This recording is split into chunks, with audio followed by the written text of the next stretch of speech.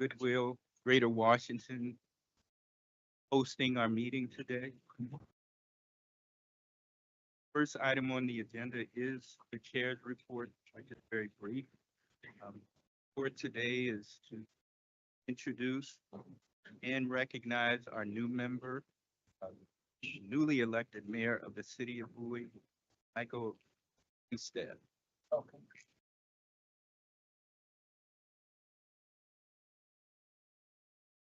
Now I'd like to turn it over to Mr. Mercer to give his executive director's report.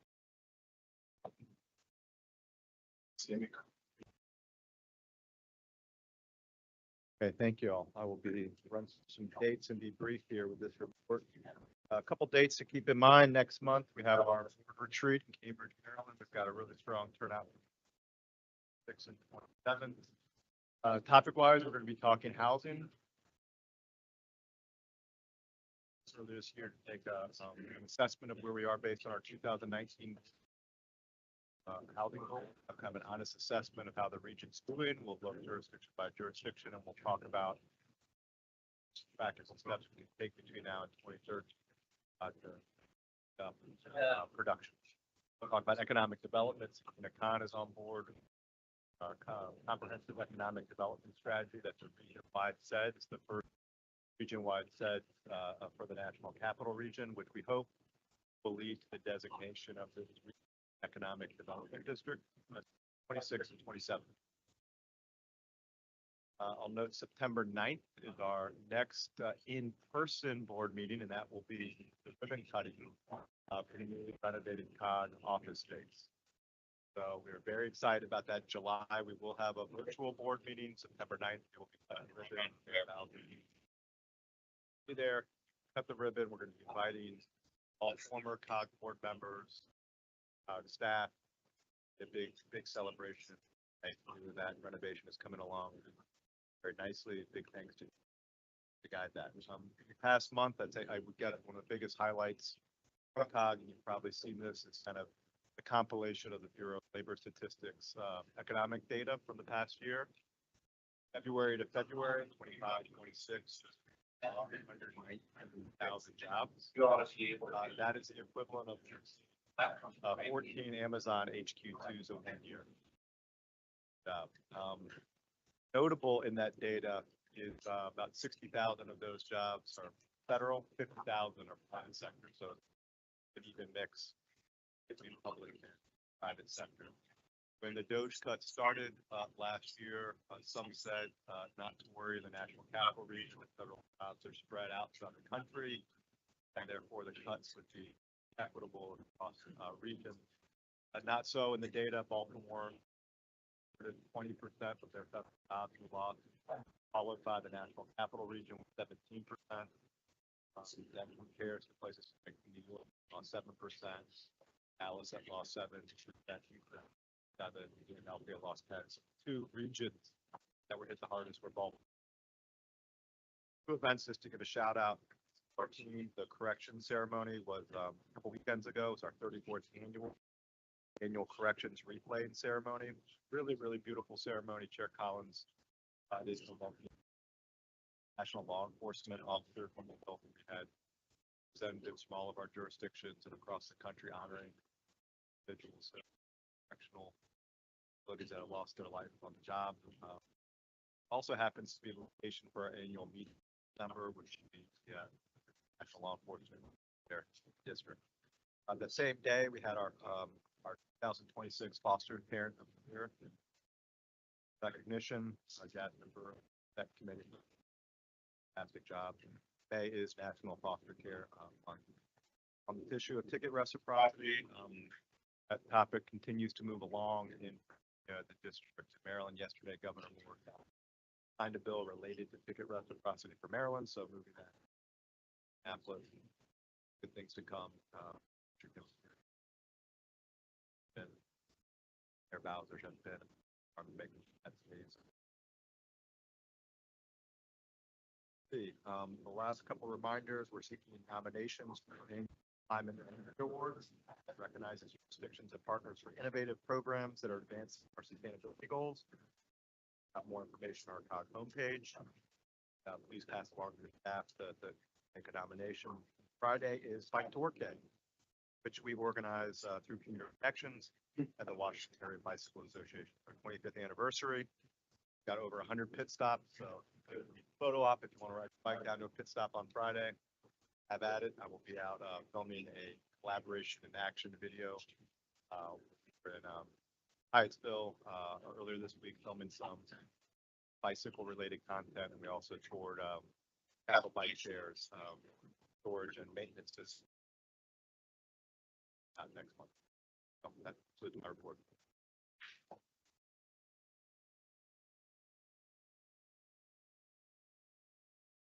Thank you, Clark. The next item is any amendments to today's agenda. Any request for amendments? I will move forward with agenda item number 5. That's approval of the April 8th minutes meeting. I'd like to make a motion to approve the minutes from the April 8th meeting. Is there a second? Second. Numerous second. All in favor? Aye. Opposed? Any abstention? Hearing none, the motion passed. We have 2 items on the consent agenda today that can be found on page 17 of the board packet. So I'd like to make a motion to adopt resolutions R21, 2026 and R22, 2026. There is a second. Second. Moved and properly second. Are there any further questions? All in favor? Opposed? The ayes have it. Next item on the agenda is a presentation from Julie Musa, COG Chief Financial Officer and Chief Administrative brief us on the proposed FY 2027 work program and budget. Thank you. So the first couple slides, actually, Clark is going to run through, and then I'll kind of get into the beat of the numbers. Go to the next slide, please. I think this is preaching to the choir here with kind of what I'm getting out of COG. I will just say highlights for the budget. Some new funding, velocity funding, urban area security initiative. That's it's a drone detection grant or award that we received along with other cities that are hosting the World Cup this year. That is to detect and monitor drones in the region. So you see a big spike in Homeland Security funding. It's due to that program. We have some transportation planning board funding and with flag in terms of the flags moving forward, a REIT dividend for 77 North Capitol Street. Members know this. We own the building and we pay into a lease into the real estate investment trust. When the building is fully leased up, we get a dividend. That dividend provides flexible money that can be used for community planning services, programs that we have where we don't have federal funding flowing. Folks ask me kind of what might be a concern moving forward. It's making sure the building fills up. We are talking with the district, a number of agencies that are looking for homes moving forward. Hopefully over the next several months there, but that is one flag. Kind of the next slide. Due to the fact we've got 2 long presentations today, I won't belabor this. I will just say, in addition to filling the building up, that last bullet, cooperative purchasing, really going to be pushing this year as I do the kind of COG 101s to different boards. This seems to be something that there's not as wide a recognition. We have a pretty robust list of contracts that folks ride off of in this region. And some of the members save a lot of money from one year to the next. They save more money than they pay in dues. They buy everything from water to road salt to diesel to technical homeland security equipment, phones. And so be on the lookout for me following up with you and your CAOs to try to get in front of your procurement offices. A lot of you do ride contracts. Yes, you do. Sometimes those contracts are outside the region. They all pay a small fee. Everyone, if it's a good contract, save money, that money. Next slide. Like I said, budget challenges, the building vacancies I put on a list. Federal funding, folks are asking about that. It's an uncertain environment, but our funding's been relatively stable. I'll point out that metropolitan planning organizations, MPOs, there are hundreds of MPOs across the country. There are Democratic districts, there are Republican districts. We have a lot of voices at the national level advocating for MPOs, and we've seen MPOs funding remain relatively stable. I'll turn it over.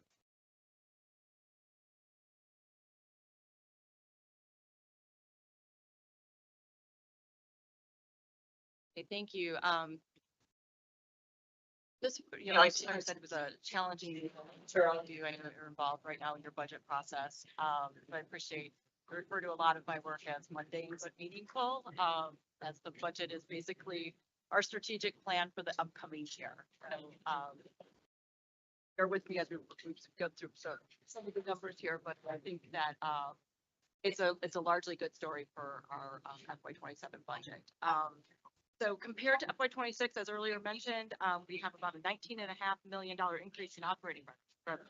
That is a 33.4% increase, and this is driven by entirely $20 million in new funding for the detection as a service to improve unmanned aerial systems detection in the National Capital Region.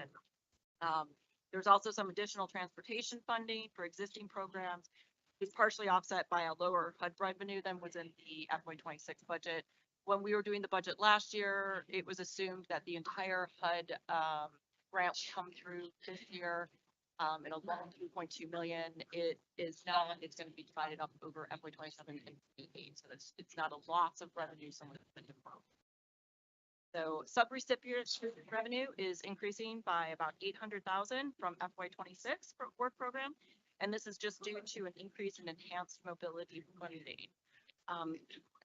Something I want to note, despite some of the troubles with getting building leased up and the redividend, we are forecasting our operating and capital reserves to remain fully funded at policy level. And we will get into a more detailed discussion towards the end of this.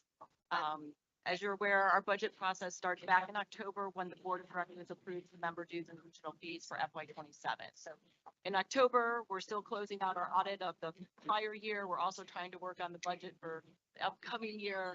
And this is really due to making sure that we get those numbers set so that you can have them ready for your budgets, which you're all doing right now. So I work with all of the program directors to come up with what their work program revenues will be and expenses and sort of what sort of support, how do we dole out member dues and various grant money at that point. So we really go back and forth on this. And that this plan is reviewed by senior management and is presented to you today. And we hope to get your approval for resolution 2026, authorizing the approval of this budget, which will become our approved work budget program as of July 1 of this year.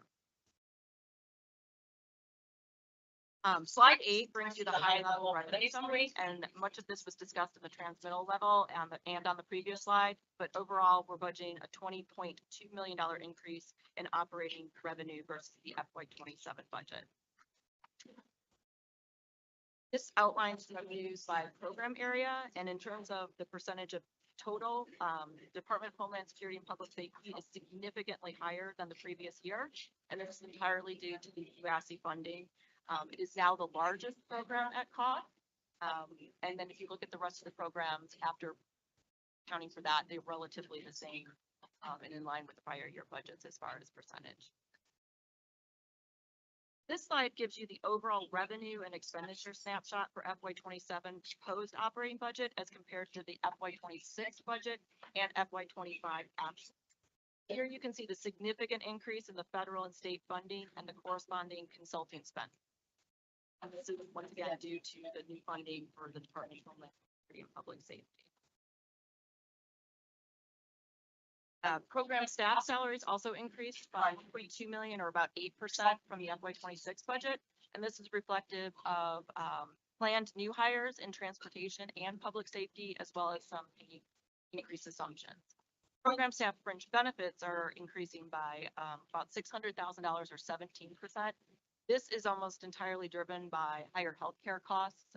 We've seen significant increases in healthcare, and then obviously the additional staff is also contributing to a higher fringe cost. So support services, which is like our rent and other allocated expenses, are decreasing by about $300,000 or 3%. This is due to salary savings from some turnover and cost containment efforts on the support side. This results in an increase in fund balance for restricted program funds of about $500,000. Most of those funds are related to regional public safety. It's also a result in a use of undesignated fund balance of about $88,000. Without the building REIT dividend, we will need to cover some of the budget with prior year savings. And you'll note that that's about the same amount that was budgeted for FY '26, but at this point, we are forecasting I'm predicting that we will actually come up with some designated funds that we will have some covering that we will be the FY '27 budget. So this slide is our shows the operating reserve balances and the capital and our so this kind of gives that like the true, I'd say, fiscal health of the organization. So you can see as of June 30th of 2025, there was a $5.2 million operating reserve balance.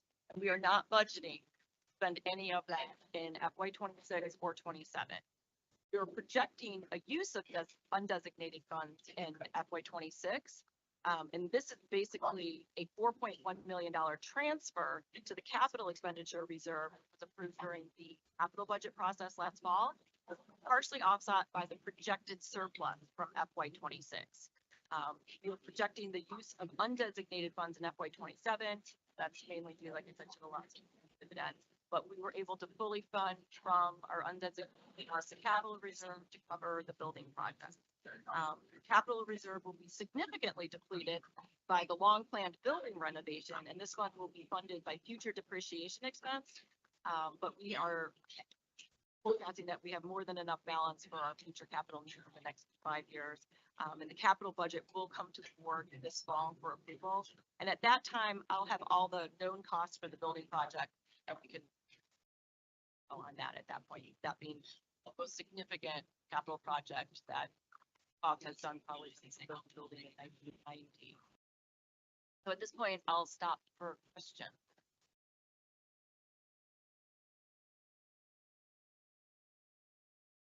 Yeah, if you might, the operating reserve. I'll yell. If you Yeah, turn, because yeah. we can't hear you when you talk that way.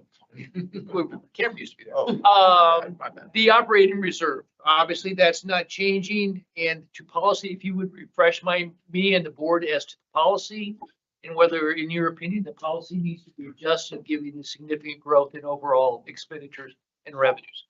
So because the significant growth in revenue is primarily related to one project, that's probably a one-time project, that 20 million. I'm not looking at revenues like that necessarily on an ongoing basis. If that does occur, yes, I think that we would want to adjust the policy at that point. The policy is that we have a minimum of $5 million, and then it's a percentage of it's all of our sort of overhead expenses, like we have at least 1 year reserved of all of the overhead expenses as well as certain operating expenses. The rent is largely one of those things that we want to make sure that we have a reserve for, given the obligations we've had. But if this was an ongoing increase in revenue, I would agree that we want to increase operating reserve. Since we have not used the operating, which I think is a testament to the fiscal strength of COG. And that's largely because if we were ever going to use the reserve, we really thought that COVID might be that scenario that would sort of push us into something like that. And COVID ended up actually being, I hate to say good, but good for COG, because we really did have some, our revenue streams we were really I mean, the stress testing for that, we were able to like, our revenue streams were affected, workflow, collections of revenue. We really hummed along, and we're actually able to save some costs with the sort of overhead expenses and things like that, which helped contribute to the undesignated fund, which is largely why we were able to finally fund the building renovation. It's, from being on the board for a while, that the building renovation has been talked about for a long time and was never adequately funded, though. It was approved without the funding in place. But the last 6.5 years that I've been here, we've been able to drive savings in that undesignated fund balance that we're able to finally bridge that gap. Why we have that big transfer capital reserve, and have never touched the operating reserve. Try to balance having adequate reserves without over reserving. I'm sure you have that fund balance with your taxpayers. Like, why are you just taking our money and sitting on it and looking at it? It's pretty over here, but not doing anything. So I try to, Yeah. coming from a local government, I am very familiar with trying to adequately justify keeping reserves. Yes, like I said, that was a very good question. And I think that's something that the Budget and Finance Committee, when we're looking at additional grants for FY28, we should probably take a look at that. Thank you. Mr. Allen and Ms. Bailey is virtual, but we'll start with Mr. Allen. Sure. Thanks. Just to make sure I heard correctly, the grant, the drone surveillance grant, is that a one fiscal year, one time? Is it spread over multiple fiscal years? Budgeted to be in the next fiscal year. It may load depending on how fast they're able to procure everything. Got it. So when we're here next year and we see a decrease in revenue, no one should panic. That was intentionally going to be a grant that came in representing a significant amount one year. Are we essentially a pass through for that out to jurisdictions, or are we procuring and operating a drone surveillance program at COG? We are procuring, we're using a consultant or consultants to procure most of the equipment. We take a small fee for our sort of our labor charge. So our employees and Homeland Security would charge their time to the grant that it takes to do that, as well as some of our procurement folks. But largely the funding will pass through to consulting. They'll pass through consulting groups, they'll pass through to member jurisdictions. All right. Ms. Bailey? Thank you very much. Good afternoon, everyone. Thank you for your report, always succinct and on point. But the question that I have is, are there any grants that, are we just waiting to hear back in terms of the status of federal grant funding, or are there any grants that we've applied for that we're waiting to hear back from?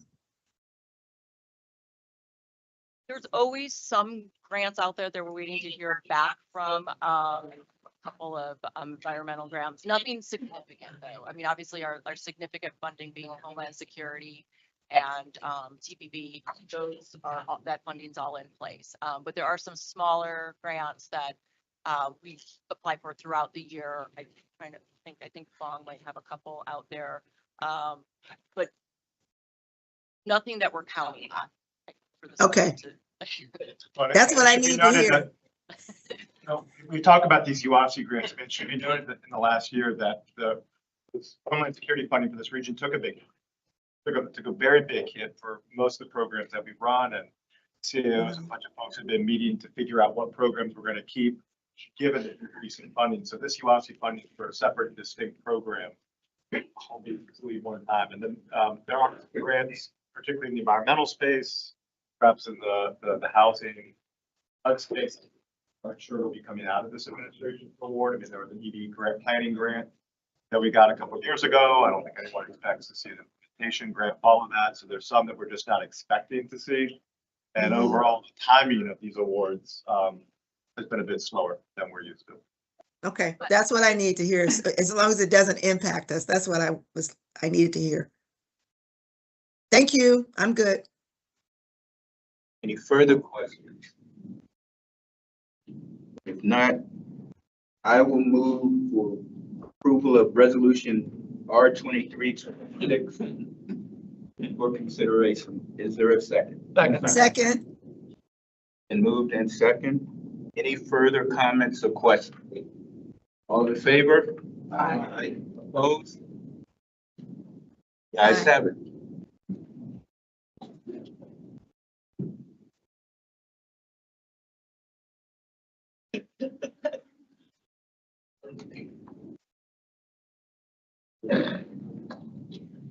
Oh.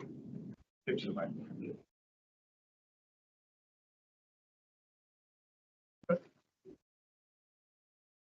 Certainly. Oh, sorry.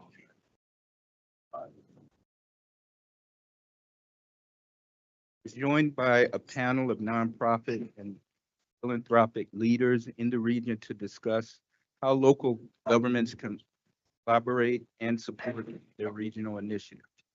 We'll be hearing from Rosie Allen Herring, Interim President and CEO of United Way Worldwide, Larsa Couts, President and CEO of Melwood, Catherine Malloy, President and CEO of Goodwill of Greater Washington, and Tonya Wellen, President and CEO of the Greater Washington Community Foundation. We'll hear from each of our speakers, and then Mr. Mercer will facilitate the discussion. Greetings to everyone.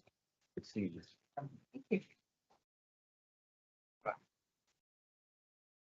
Bit of a backdrop, and then we'll hand it off to the panelists. We have heard from some Chamber of Commerce and economic groups over the last several months about what they see how the region is faring. And I noted at the top of my remarks that over the last year, the region has lost 119,000 jobs. So many of our regional nonprofits are seeing that reflected in their day-to-day operations. I don't want to, we want to hear directly from you in terms of how you see the region doing, but we want to learn a little bit first about your organizations. The footprint, Catherine, we obviously want to all, again, thank you for hosting us here today.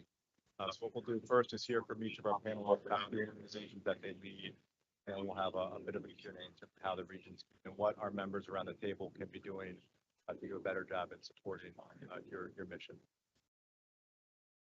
We'll start with, why don't we start with our host here, Catherine. Well, hello, everyone. First of all, I have to thank Catherine. Catherine's kind of the impetus for us all being here today. We happened, our Goodwill opened a Donation Express in Fairfax County, and I will tell you, in the city of Fairfax. And there is a question that you all are going to ask later on about how do we help them? Well, I will tell you that Catherine was the one person who actually helped us to maneuver through the city of Fairfax in order to open a new location site. And she came to the grand opening and she said, have you all ever sat in front of COG and talked about what you all did? And I said, no, we haven't. And she went ahead and said, I'm going to talk to Clark. So she talks to Clark. Clark goes ahead, and there's a need for you all because of your building that you needed a place to have this meeting. Clark talks to me about coming here and then said, why don't we go ahead and put this panel together to go ahead and talk with you all today? So you know what? That's how it all starts. It's just relational, and it is making sure that within our counties and our districts and our states, that we are really joining together to work together to make things happen within the DMV. So a little bit about Goodwill. First of all, thank you all for being here today. We've been around for 90 years, not in this building, of course. And as we sit today, we have 25 retail stores throughout all of your many cities. And I thank you for having us be there. And we are going to continue to grow. We also work within the Ability One program, which Larissa and I have something in common there. We have Goodwill of Greater Washington has 9 janitorial contracts. And those are such as the Senate office building. We do janitorial work there, as well as the Bureau of Printing and Engraving, Bowling Air Force Base, which we have a joint contract together at Bowling Air Force Base. And basically, and I will say 75% of the hours on those contract sites are performed by people with differing abilities. And so Goodwill, we are not only a workforce development nonprofit in this region, but we're also an employer. We have 1,257 employees within this area. And so we look at it and some of the discussion will happen. We look at it both as how do we serve the community as well as how are we as an employer working within the community. We do such things, and I will tell you, Clark went ahead and one of the meetings that I recently attended was at the Board of Trade, and they were talking about the region and what was going on with the region. And one of the, I will say, Achilles heels right now is that people are employed, however, they are not skilled. And so one of the things that we ourselves do within Goodwill of Greater Washington is that those 1,257 team members, myself included, each one is assigned a RISE coach. And that RISE coach is actually to help the individuals through such things as barriers to their employment, just getting to work, housing, which is a huge issue, I will say, as well as transportation, getting to and from the jobs. And so each one of our, as an employer, each one of our team members have that. The other thing that Goodwill of Greater Washington is really uber focused on is education. In the District of Columbia, we have 2 adult chartered high schools, and those chartered high schools are diplomaed. It is not a GED, but it is, you receive a diploma. Over the past 10 years, we've graduated over 900 students. And all of those 900 students graduate with a diploma. They also graduate with a credential. So we do things such as pharmaceutical tech, technology, and hospitality. And so it is not just a high school diploma, but it is also a credential. And then we follow all of our graduates for at least 6 months, but it is really a year after they graduate from our Excel Center in order to make sure that what we think they're doing and how we have tried to go ahead and create a pathway for their success, that we are staying beside them even after they graduate. So what is the future of Goodwill and what are we looking at right now? First of all, we are going to be expanding our Goodwill Excel Center into Prince George's County.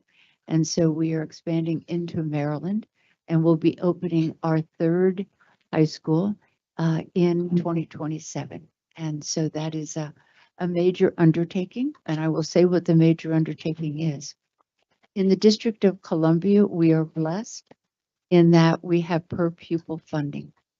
In the state of Maryland, we are not so blessed. And so we are opening up the Excel Center in Prince George's County.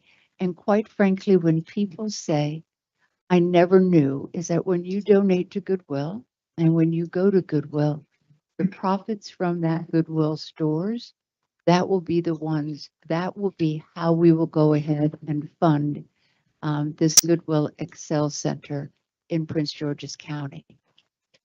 And then the other undertaking, and we will be the first Goodwill in the country that is doing this. So kind of all eyes are on us. At our Glebe Road store in Arlington, which many people know about it, it's on Route 50. That store we have had since 1987. The building was built in 1953 and it had all the charm of a building in 1953. And so what the charm needed to be, quite frankly, leveled. And we were going to go ahead and build a new store there. But what we are doing is we are partnering with an affordable housing, AHC. And so we will have a new 14,000 square foot store as the base of 128 affordable homes on top of that Goodwill store. What I think is most important, and it's something that I did not really realize about affordable homes. Affordable housing is predominantly 1 bedroom. You can imagine and I would just challenge each of us to think how a family of 4, a family of 6 can in fact live in a 1-bedroom apartment. And so 80% of those 128 affordable homes will be either 2 or 3 bedrooms. And so it was a very deliberate, intentional thing that we wanted to build a family development on top of our Goodwill store. We break ground on the 30th of this month. On the 1st of June, you will see that whole place just be revitalized. It will have 3 stores of underground parking, and then it will also have a child development center there, as well as a community center. So it will be an incredible site. With that, I would just like to say it's an honor to have you all here today. And I will go ahead and probably turn it over to Larissa on my left, to have her to go ahead and tell you all about the wonderful things of Melwood. Larissa Couts, President and CEO of the Melwood family of companies. And the family of companies is critical because until 2 years ago, we were one 501c3 corporate entity doing everything. And we've been doing that for 63 years, and a lot has changed in those years. And we've taken up a lot of different activities and services. So it was time to create a different structure. So now we have our vision of all of the companies is the same. The mission is inclusion for people with disabilities in the community, whether it's living, working, or playing. For most of the 60 years, we focused on employment. It was started by a group of parents with young adult kids with developmental disabilities. They got some federal surplus land from the USDA across from Andrews Air Force Base. They set up an Army surplus tent and they started agriculture and horticultural training. Now, 63 years later, partially because of the Ability One program, which has been an incredible federal procurement sole source mandatory program that states you have to purchase certain services from nonprofits like Goodwill and Melwood, where 75% of the work is done by people with significant disabilities. We are at 70 plus contract sites around this region, DC, Maryland, and Virginia. Almost any federal building you go into in this town, it'll either be a Melwood or a Chimes or a Service Source or another organization doing the custodial work, the HVAC, electrical, plumbing work, the mailroom, administrative services. We're getting more into IT and tech, as well as more skilled trade, and hoping to expand the different career paths that are available for people with disabilities. Because people say derogatorily, like food, clothing, and flowers is what we've told people with disabilities that they can do, and that's the only thing they can do. Now, those are great jobs. Those are amazing jobs for folks that otherwise would be sitting at home and not earning a paycheck. But there are so many people that can do more. And so for the last 10 years, Melwood has invested and focused on pilot programs to expand career fields. It started with Ability IT, which is our IT tech training program that we started in Arlington at our location there, which is on 23rd Street and National Landing. And we've expanded that to Prince George's County, to Charles County, and got an $8 million grant from the Department of Ed 2 years ago to expand it nationwide. And it focuses on cohorts of folks who are neurodivergent, whether you're a disabled veteran with traumatic brain injury or autism or dyslexia or ADHD or having trouble finding employment. We get you your CompTIA A+ certification. And we focused a lot on cybersecurity. We've shifted that in the last few years to focus more on AI jobs, which clearly are needed in our area as well as others. And so that was our first pilot. Then we went to Building Paths, which is our skilled trades pilot. Similar to Ability IT, it's a 12 to 14-week program. You're learning substance from people who are experts in the field, and Melwood is providing wraparound support. We're going to teach you professional development, resume building, how to interview, how to work hybrid, how do you work at home, how do you interact with your colleagues, how do you write an email to your manager when you're angry. Most of us, a lot of us do some of that training. But we've really been focused on partnering with other organizations to be able to do this work. So the Department of Ed grant was not for us to do that work in other areas of the country. It's for us to teach other nonprofits to do that work and stand it up in Portland and Hampton Roads, in North Carolina. Those were our first 3 pilots that we did in the first year. We have 4 more years to go. So I look forward, if you guys have any recommendations for other areas of the country and nonprofits, who might be interested in standing that up. But in our family of companies, now we've got our federal contractor arm, which is Melwood Enterprises. Primarily, we've focused on Ability One for a very long time because it is mandatory source.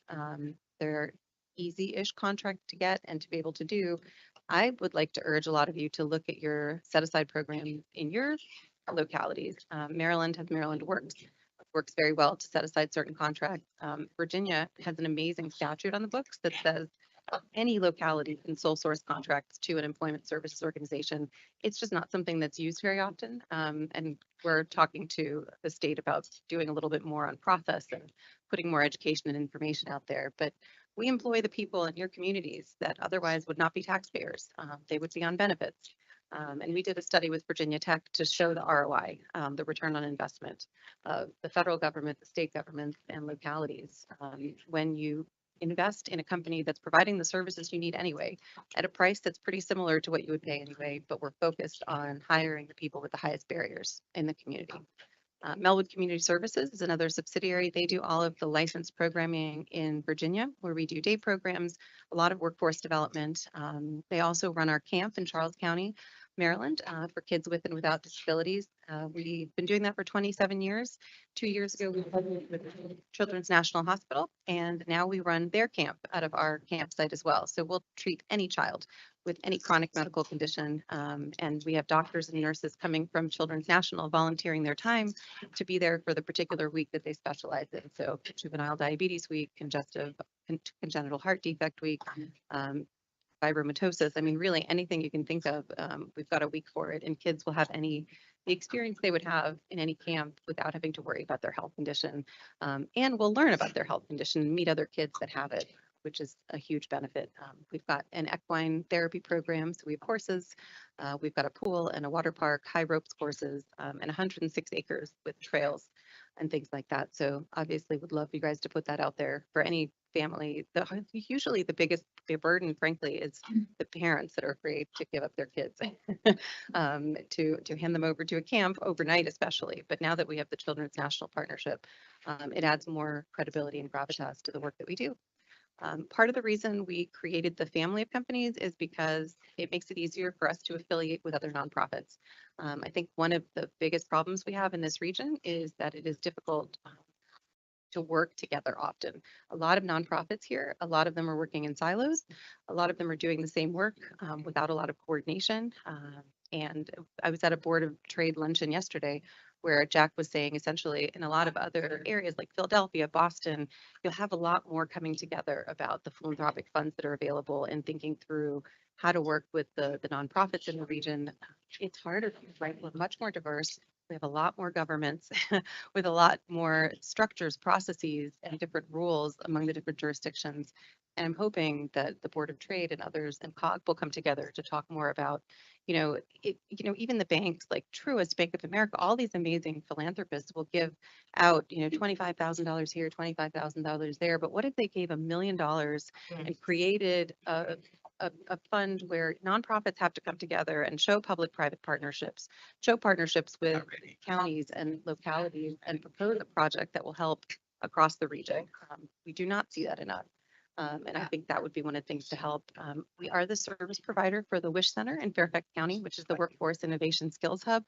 Again, I think that is a solution to a lot of problems we're facing. And I think that a WISH should be set up in each one of your jurisdictions because it is a place where you get substantive training to get a certificate in a field where the labor is needed. Employers come in and tell us what they need, and we set up training programs with those employers to get them the labor that they need. At the same time, wraparound supports, case management, all the barriers that come up, whether it's immigration issues, justice issues, English as a second language issues, we don't have a car, transportation issues, we fix it on site and we get them those resources.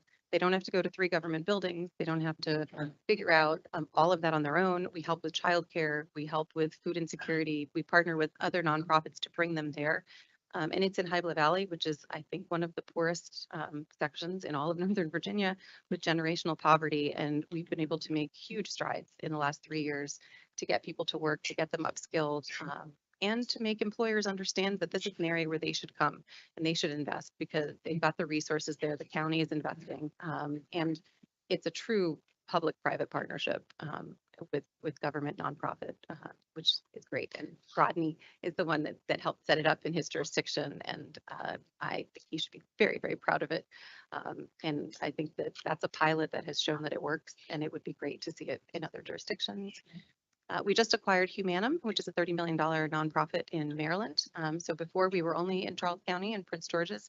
Now we are pretty much in every county in Maryland because they were doing the same services for developmental disabilities that we do in those counties, in Montgomery County, Howard County, Baltimore. So now together we're able to do a lot more. They also do behavioral health, whereas we only do developmental disabilities. So again, more services for more people. The more we can combine our costs, our efforts, and do things that are sustainable, I think the better we'll be at providing impact for the community. And then Melwood Inc., which is our shared services, all sit in our parent company, and we provide those services to all of our subsidiaries. That's where we do all of our advocacy, our public policy, our fund development, our business development, and thought leadership.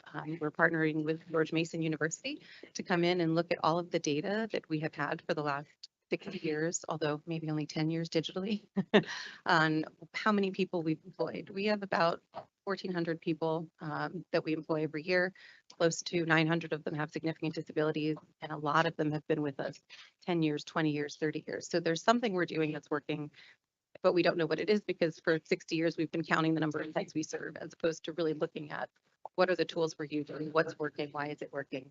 And so I'm hoping that with all these wonderful institutions around here, we can do a lot more data, a lot more proof of concept, so we can tell you guys what policies work, what funding works the best to help make decisions about budgets, things like that. Thanks.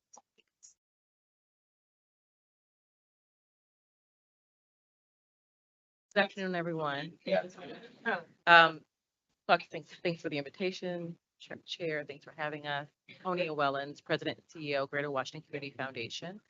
I always say that our community foundation is a middle-aged foundation, so not quite as old as Goodwill or Melwood. We're about a 53-year-old foundation, and we cover the Greater Washington region, so DC proper, Northern Virginia, suburban Maryland. We extend as far north, Prince George's and Montgomery County. We are really excited about the work that we get to do in this region. So our remit is pretty simple to build a thriving Greater Washington region where people of all races, places, and identities have the opportunity to thrive. And we get to do that by really aggregating capital, aggregating philanthropic capital, and moving it to the places in this region and the opportunities in this region where they're needed the most.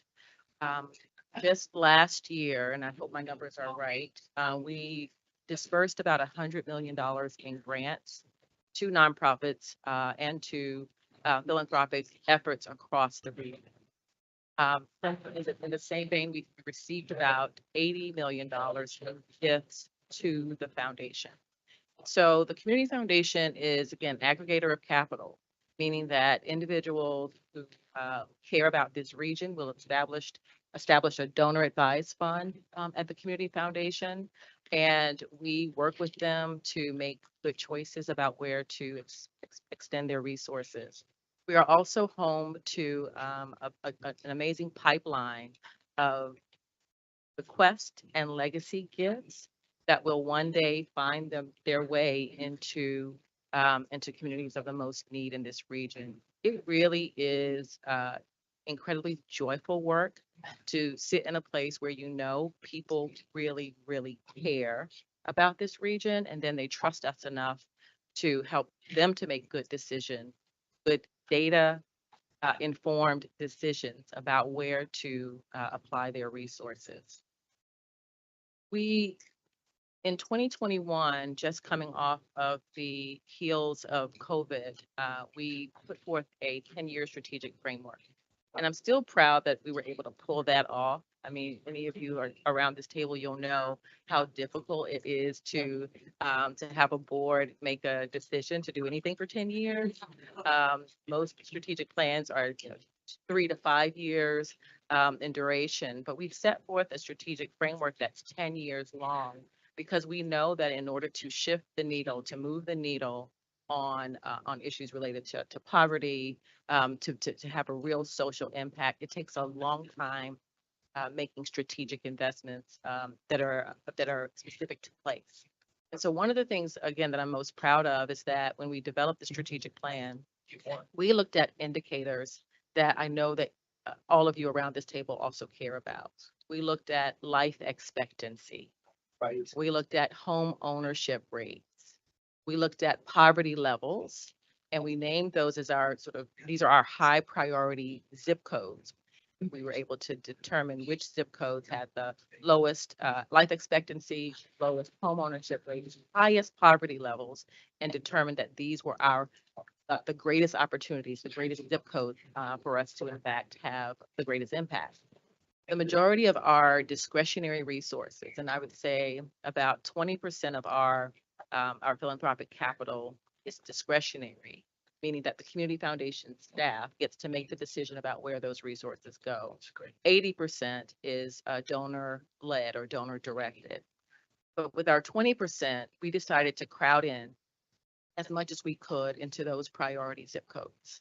And we've identified them across. And actually, we worked closely with COG in 2021 when you all were doing the equity emphasis mapping. And then we worked with Brookings to do another layer around life expectancy so that we could identify again key zip codes across the region to crowd in funding.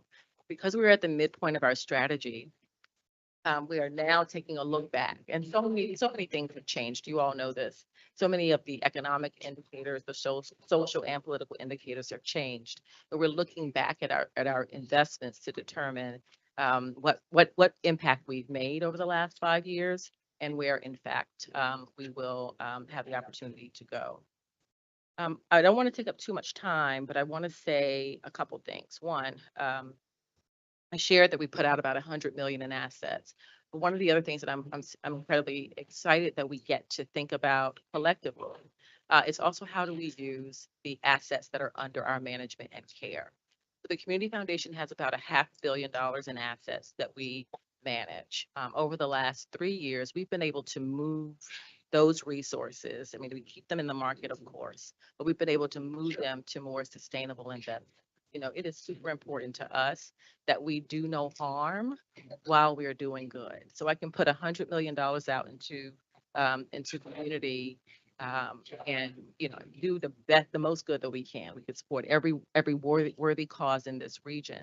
But if the $500 million that we have in our care is funding private prisons, or if it's funding tobacco, if it's funding guns, we're doing more harm to our community than we are good. And I'm saying that because I think collectively we have an opportunity to think about how we're using reserves and local government coffers, how we're using other assets that we have at our disposal to make sure the absolute most good. I think that's one of the most important things we can think about collectively when it comes to how we work together.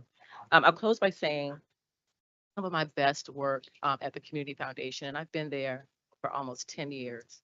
Can you believe that? Time flies. But some of the best work I've done in partnership with local government, whether it's in partnership with COG through Talent Capital AI. We invested heavily in the DMV monitor. When the OAG here in DC wanted to put $500,000 out in grants for community violence intervention, we knew that $500,000 wouldn't go very far, so we matched it.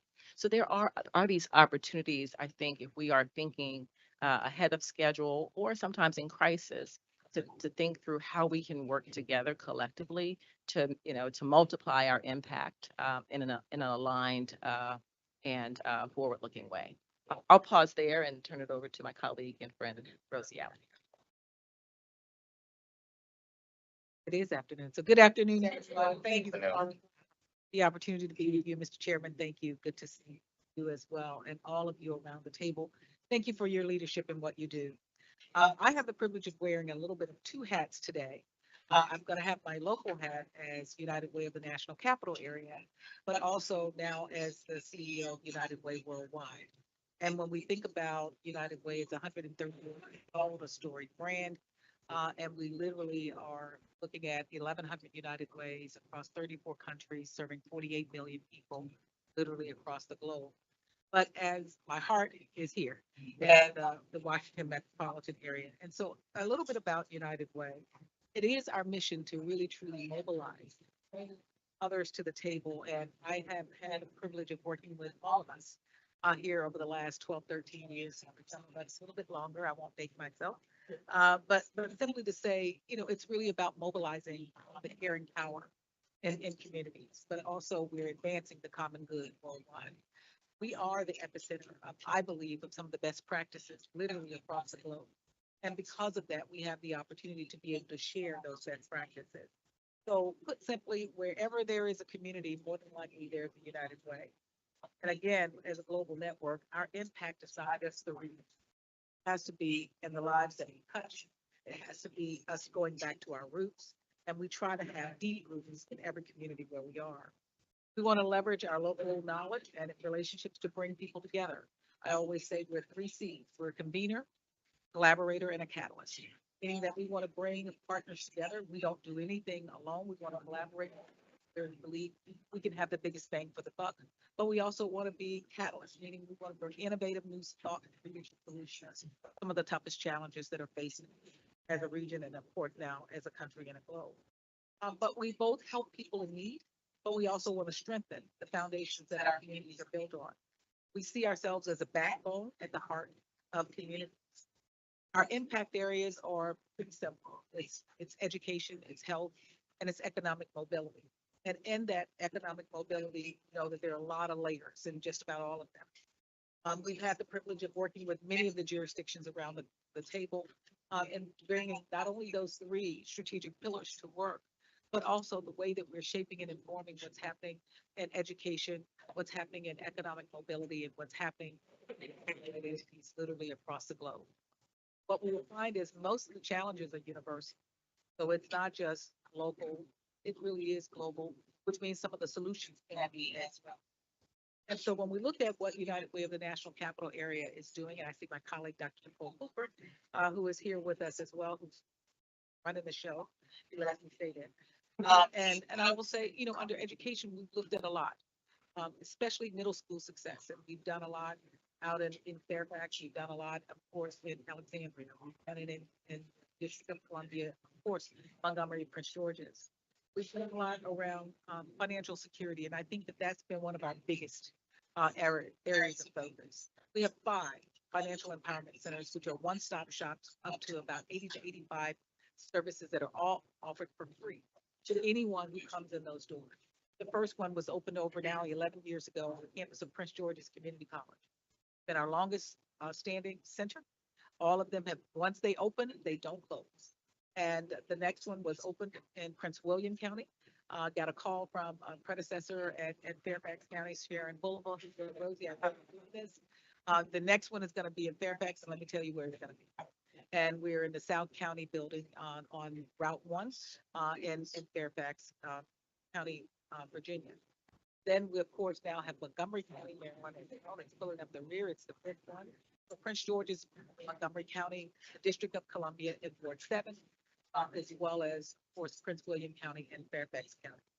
And the community schools program, again, we're there to offer these services. We don't do one thing because we don't believe that any issue is monolithic or homogenous, that we have to have a very concerted and comprehensive solution to some of these challenges. And so we want to make certain that when we bring a solution to the table, it's never going to be with a cost. It's always going to be with an offer and what we can do to build communities, because we know that most of the challenges are not that way.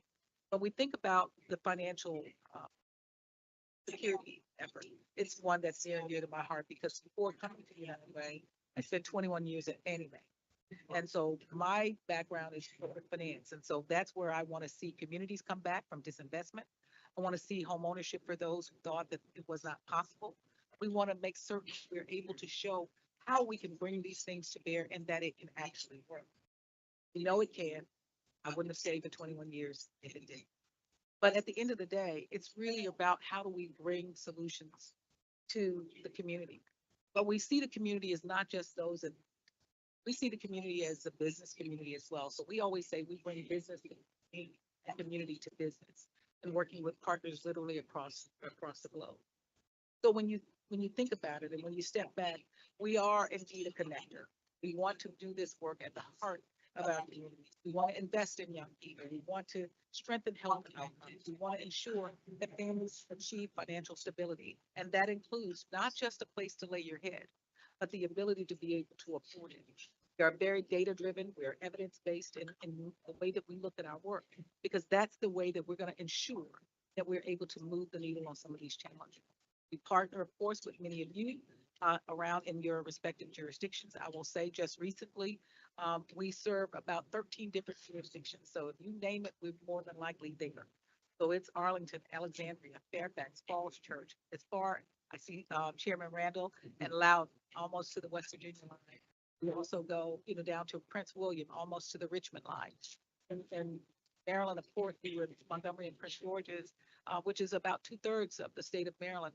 And now we have Southern Maryland, just with a recent acquisition and partnership with United Way of Southern Maryland, which is now United Way of the National Capital Area. We have covered Charles and St. Mary's counties as well. So when you think about it, we are a region, and we sometimes think of ourselves in silos, but now that's a commuter pattern on a day-to-day basis. People are crossing state lines every single day. And so we know that in order to be able to move this region forward, we have to bring a comprehensive solution to the table. And that's the value that we want to bring. And because of the work that we're doing here in the National Capital Area, we believe that it is indeed an opportunity for us to be a best in class across the globe. I've had the opportunity to talk with our colleagues in Mexico, just in the couple of last 2-3 months, in Mexico City, in Ghana, as well as in the UK. And in the coming weeks and months, we'll be in Budapest, we'll be in India, Hyderabad, and we'll be in Brazil. And so this is an opportunity for us to take our best in class to show them, because some challenges are universal. There's poverty every year, but we also know that we can bring these solutions to bear as well. So I'm grateful for the Council of Governments and the opportunity to be able to share a little bit, but more importantly, to be with my colleagues who have had the privilege of working with for a number of years to really think about how we can bring even greater solutions to the table. So with that, Mr. Chairman, I yield that. So we have 10 minutes allotted for questions at this time. And I probably have 10 minutes of questions. I'm not gonna do that. I want to thank all of you. I'm familiar with all your work, of course, Melwood, outstanding. I want to learn more about the Greater Washington community, particularly any work that you're doing in Southern Maryland. Ms. Herring, met you recently. God bless you. And Ms. Malloy, thank you again for hosting us today. But I wanted to give Ms. Reed an opportunity, and you, anybody else? Mayor? Yeah. Please. Okay, so big fan, so big fan. So Goodwill, I was just talking about last night at our city council meeting when we were reviewing the waste management program about your pulverizer. Glass recycling, I learned that they have a pulverizer, and all that clear glass that's never going to be resold gets reduced to something that can be sold to make concrete. How about that? How about the black plastic trash bags? They get turned into Trex. 70 million black plastic trash, zero waste, environmental sustainability. You don't think of Goodwill when you think of that, but this is what they do. And if your community is not focused on what environmental sustainability means and how we need to think about what goes into our landfills and what gets recycled, then people just think about tree canopy. And this is wrong-headed. So restaurants are now asking, what can we do about glass recycling? I don't know yet, but I can tell you there is bottle bill. So Dr. Nicole Cooper was just talking this morning about the financial empowerment centers. I was on the board of Bright Pass, and then the South County Government Center decided they wanted it there.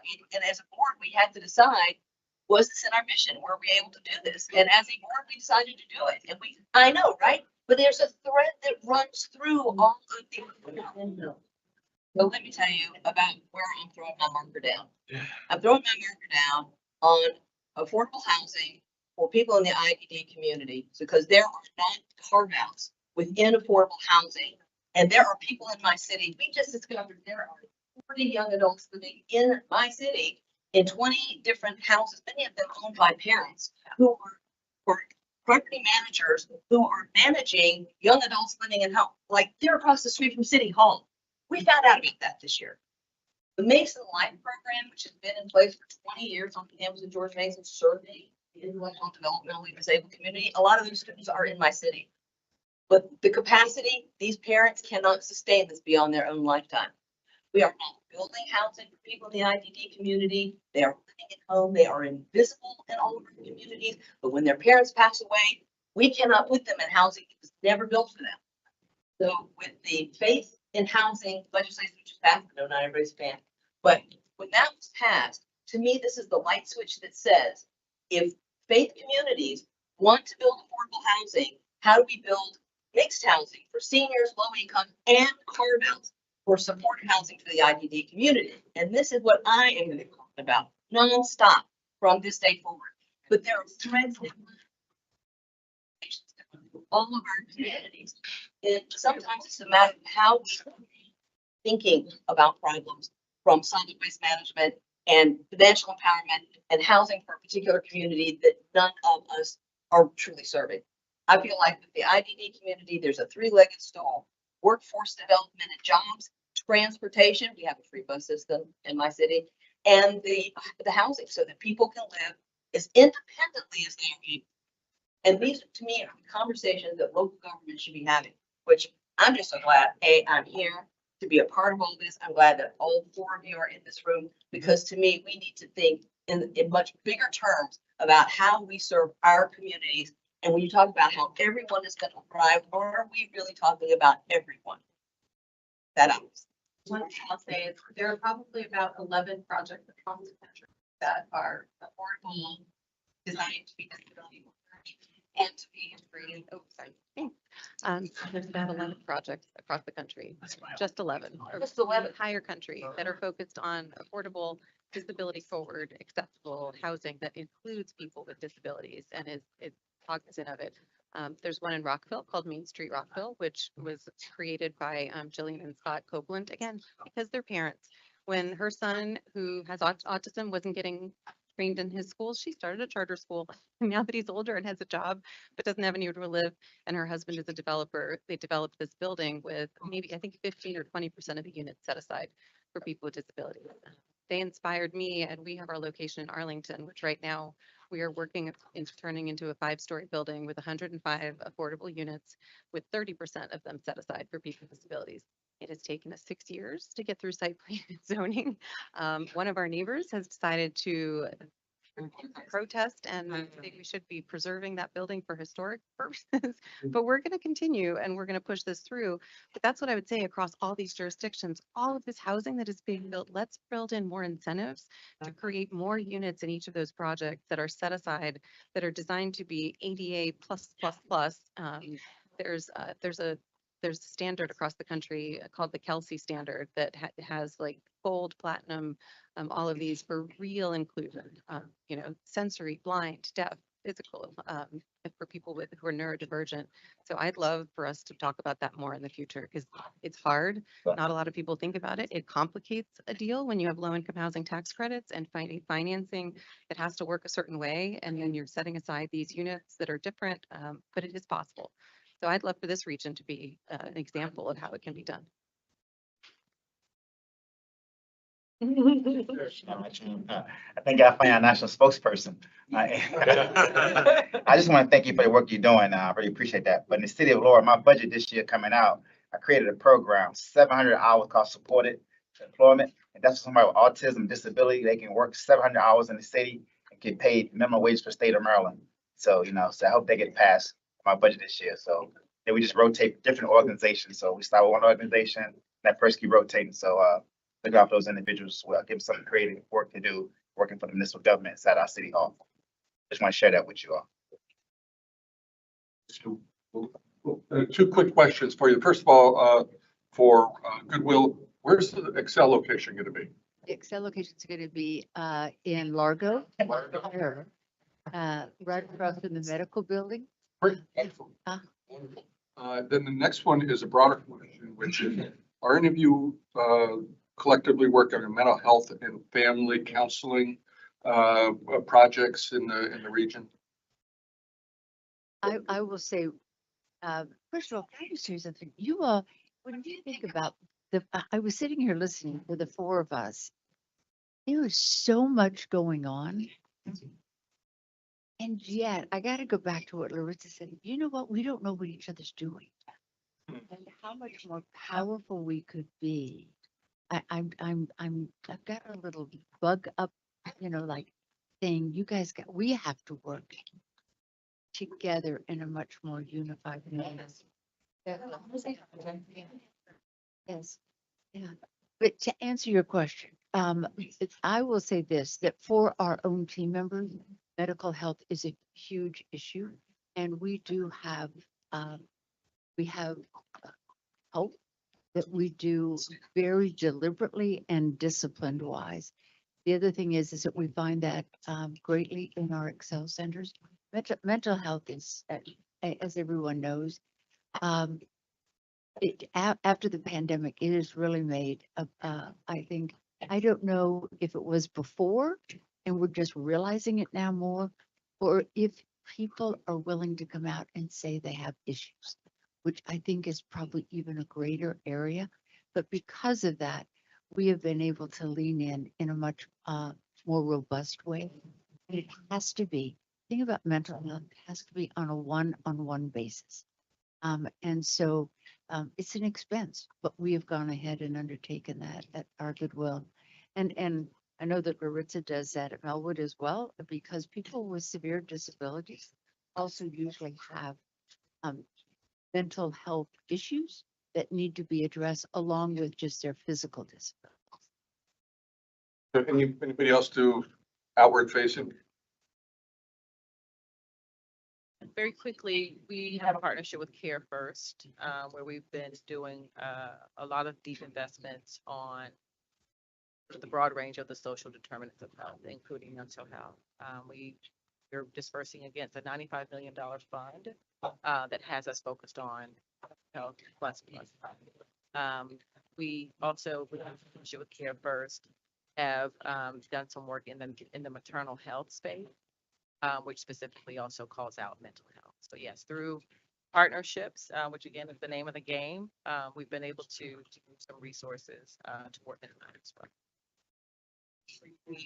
Part of the work that she's doing with Care First, we're partnering on it as well, with mostly Black men, Black males, fathers, if you will, with some of the issues that are happening there. But we also have what we call a telehealth challenge for young people, for kids coming out of COVID, because again, we believe that the issues were already there, Catherine. They simply COVID exacerbated. It was the isolation, but we also found it across not just young people, but with a lot of elderly with the isolation as well. So what we were able to invest in was telehealth that allowed to get free vouchers that we would cover for a licensed clinical professional to be able to offer services to individuals if they needed them. Part of the way that they became, known to the community, if you will, certainly with all of the jurisdictions, but also coming into the financial empowerment centers, even when we were virtual, to let them know of these services. And so again, some of them, most of them were telehealth at the time.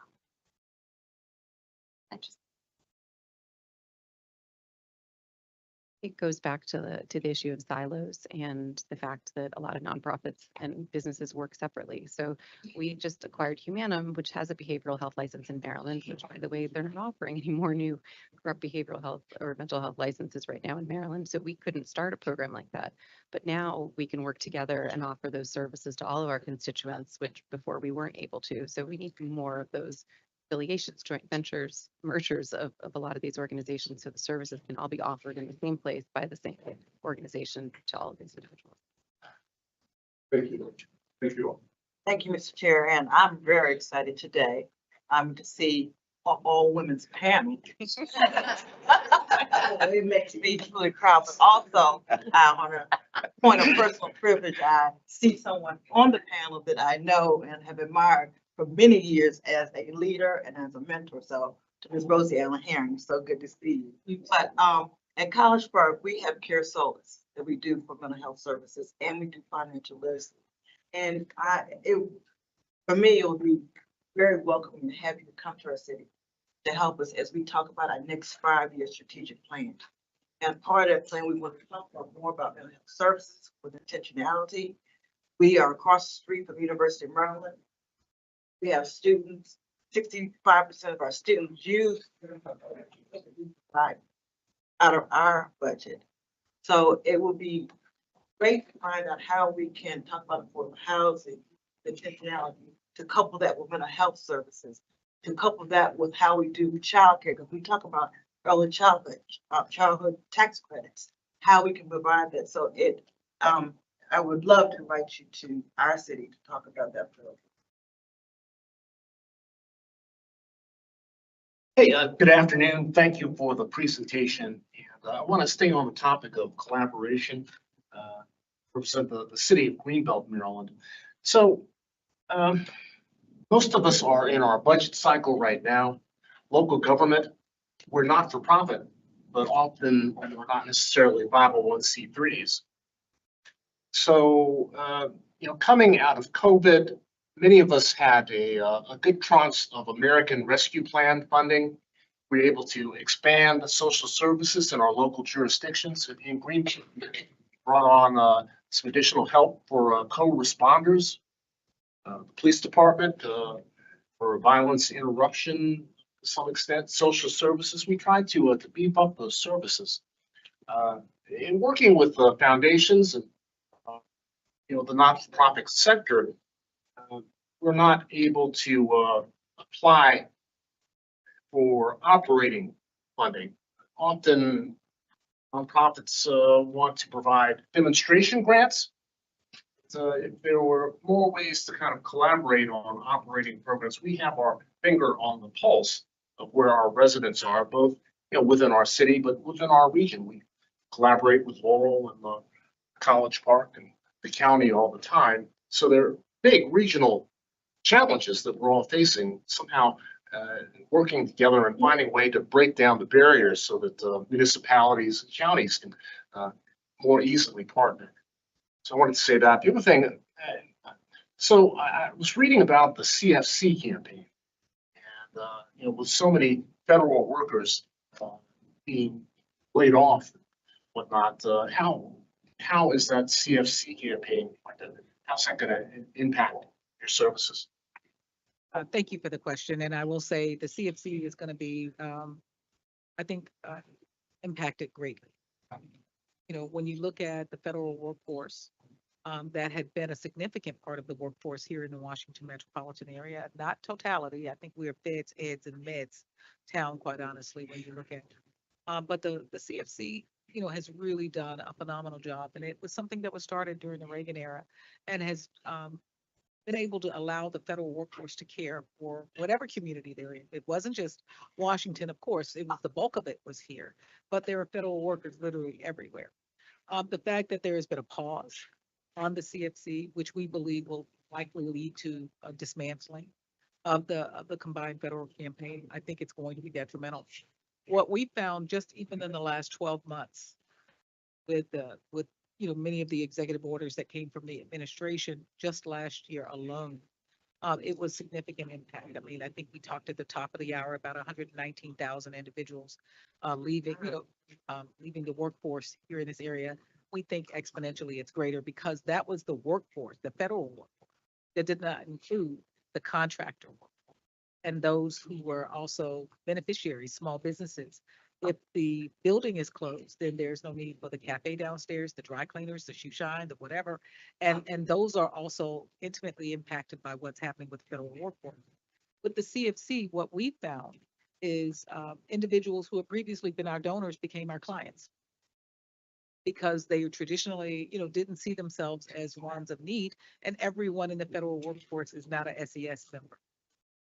Many of them are just average everyday Joes trying to make the average area median income of about $118,000 or $20,000, if you will.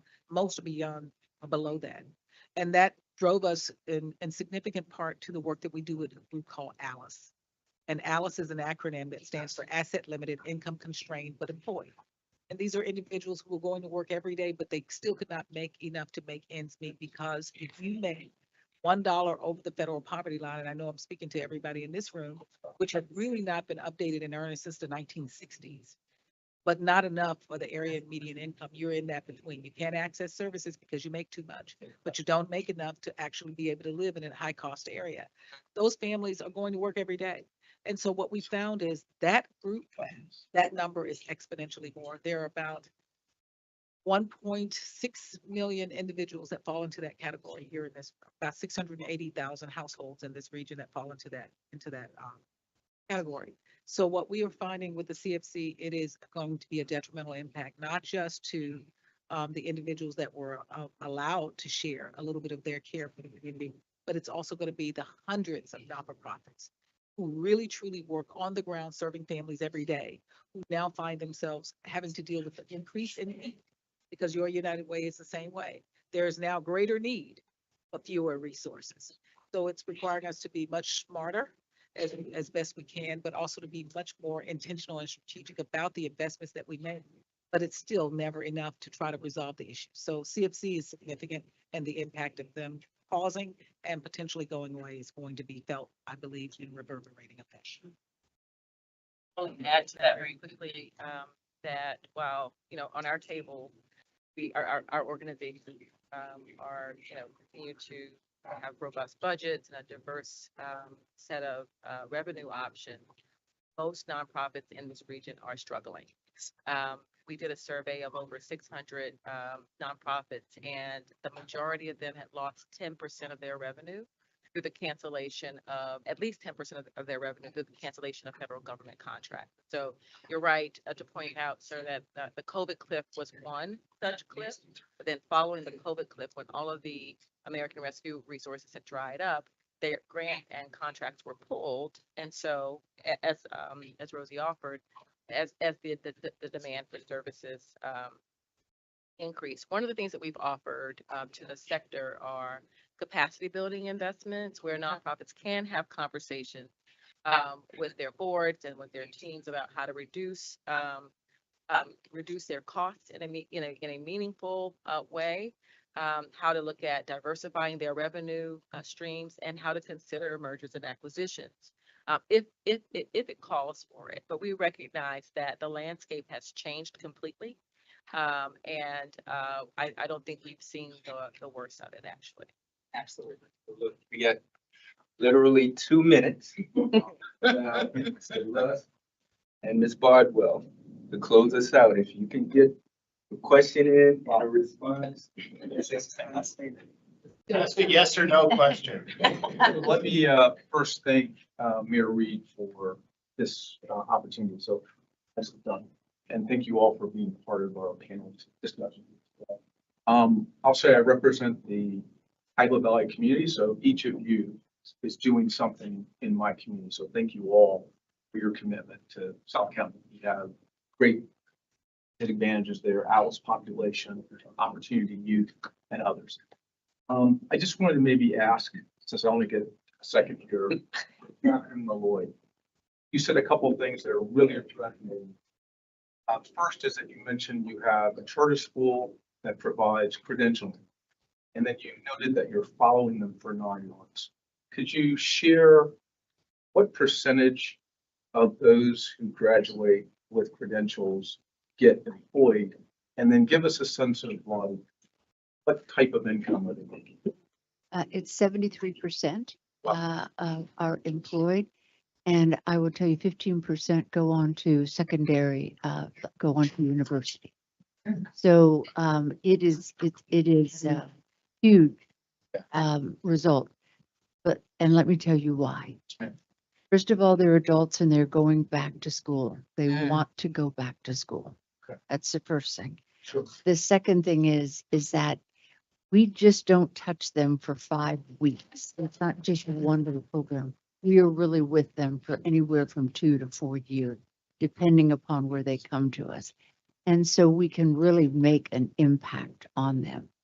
And the third thing is that without having a high school diploma in an educated community like this,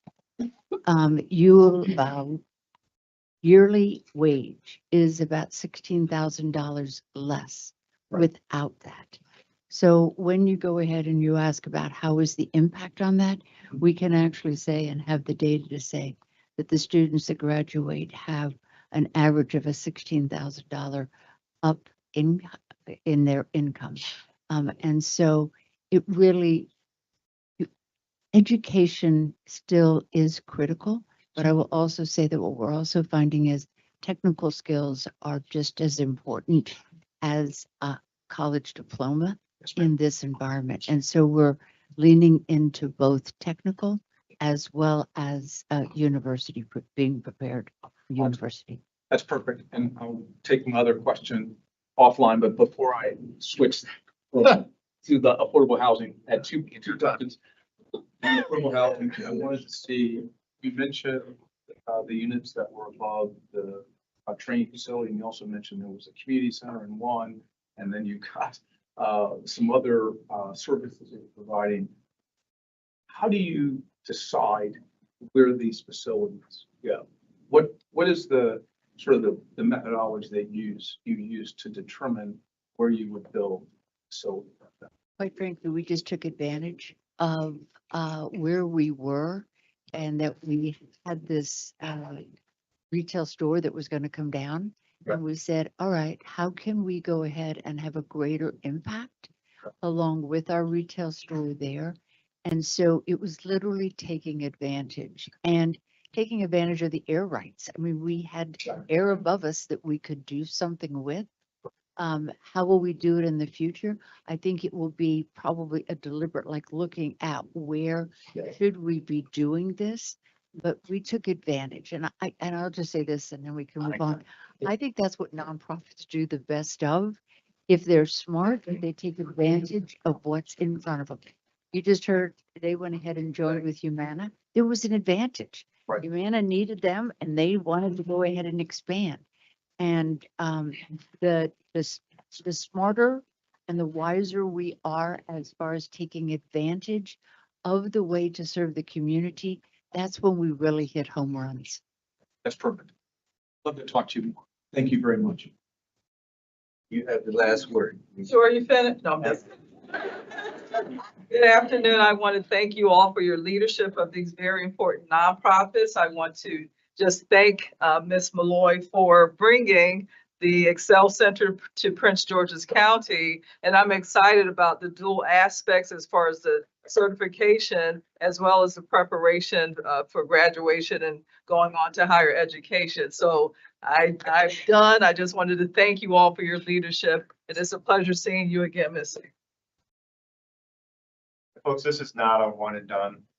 Trying to hear about our annual point in time count next, for which to stick around. The list always is a great conversation, but we can't do the things that I'm asked to do at COG, whether it's unhoused, economic velocity for everyone in the region without strong partnerships. I think that as well. We all need to figure out a better way to come together and collaborate. I think that's happening, but I think we can do more. And so welcome your all's feedback. If you want to do a deeper dive, more organizations, or take a day and have your staffs do deeper dives, we can figure that out. But we need to keep working together if we're going to move the ball forward. And I'm lucky to learn from these four ladies. It's been awesome to see what you all do. You all to be patient with me in my role here at COG. But you've been great partners, so thank you.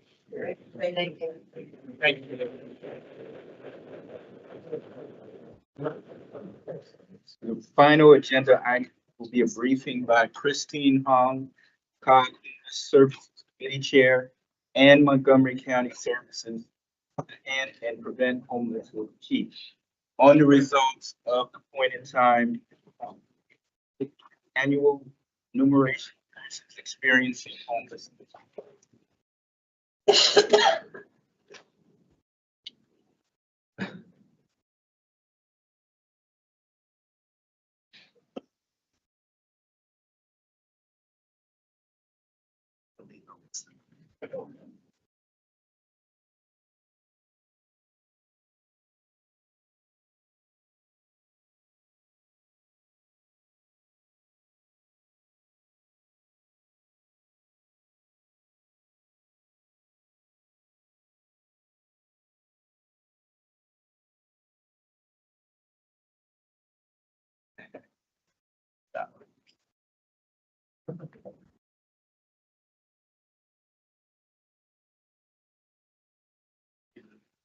Chair Jones and Vice Chair Gaskins and Allen.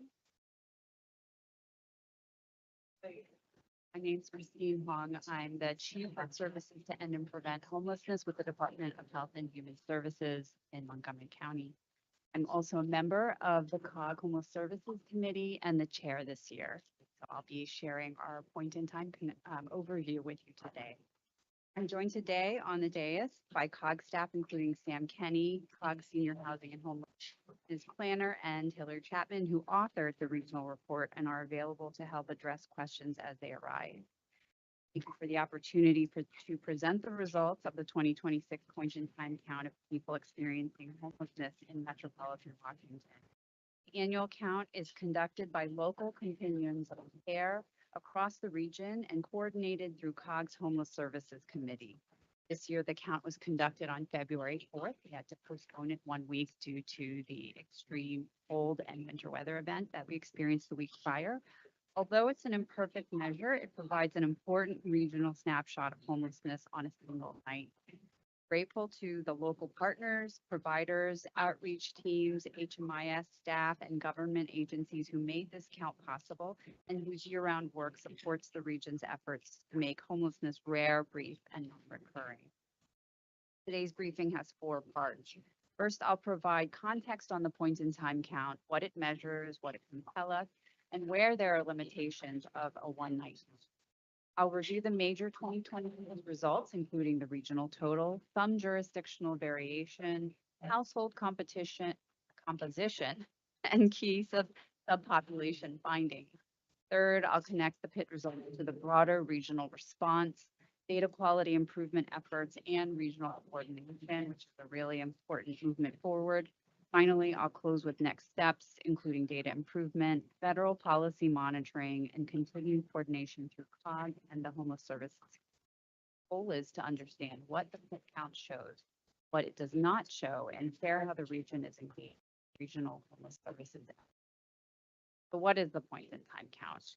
The point in time count is a HUD required one-day count of people experiencing homelessness, including people in emergency shelter, transitional housing, safe havens, which is a type of intervention funded through HUD previously, and places not meant for human habitation, such as streets, parks, vehicles, and encampment. In other words, it captures sheltered and unsheltered homelessness under HUD's definition. It does not capture everyone experiencing housing instability. It generally does not include most people doubled up with families or friends who are couch surfing, people at imminent risk of eviction, or everyone who experienced homelessness at some point during care. The methodology also differs by jurisdiction. This is by design. HUD allows each jurisdiction to complete the count as best they can given their local challenges. Sheltered counts are primarily based on administrative data and electronic records through local shelter and permanent housing systems. Unsheltered counts, however, rely more heavily on professional and volunteer outreach, surveys, local knowledge, and estimation methods. Even though methodologies differ across jurisdictions, the point-in-time count provides a consistent annual snapshot and trend measure. It is less useful as a standalone explanation of why homelessness increased or decreased in any given year in any given jurisdiction. Additionally, for jurisdiction-specific questions, local COCs are best positioned to explain what may be driving local changes because they have more detailed program data, operational context. And so I'll share a few examples from Montgomery County to flesh out the report, but our COG staff would be happy to connect you with local COC staff as well for further questions. So what these numbers do and do not show. The PIT count tells us who was counted on one night. whether they were sheltered or unsheltered, where they were counted, and key characteristics such as household type, shelter status, and certain subpopulation indicators. But the PIT count does not tell us causation. It does not by itself tell us exactly why someone became homeless or why one jurisdiction increased while another decreased. Changes in the count can reflect many factors, including housing costs, deeply affordable housing supply, income, federal supports, shelter capacity, weather, outreach coverage, methodology, and data quality. I'd encourage you all to look at the report once it's posted on the COG website for more in-depth information about the context and contributing factors of homelessness. Today's presentation is focused on the numbers. The point-in-time count is best used as one important indicator in a broader evidence base. So how many people are experiencing homelessness in our region? On the night of the 2026 PIT count, the region reported 9,790 people experiencing literal homelessness. This was an increase of 131 people, or about 1% from 2025. The year-over-year regional change was modest, and the longer-term trend provides important context. Looking back to 2019, for the pandemic, the 2026 count is modestly higher, but much closer in line. The region counted 9,508 people in 2019 and 9,790 people this year, an increase of 3%. The region reached a pandemic era low in 2022, when 7,395 people were counted, and there were a variety of federal resources targeting housing stability that were available to COCs. Since these resources are no longer available, the regional count has increased by 32% over those 5 years, much larger increase. The regional story is that homelessness fell during the pandemic era period when expanded federal resources and emergency protections were in place, and then increased after those temporary supports ended. The main takeaway is that regional homelessness is no longer increasing at the pace seen in 2023 and 2024 and is in line with the years immediately preceding the pandemic. So how many people are experiencing homelessness in each jurisdiction? You can see the data here. At the jurisdiction level, results varied as they do every year. 5 jurisdictions reported increases while 3 reported decreases. The District of Columbia had the largest numerical increase with 225 additional people counted. But because the district has the largest point-in-time count in the region, that represented a relatively modest 4% increase.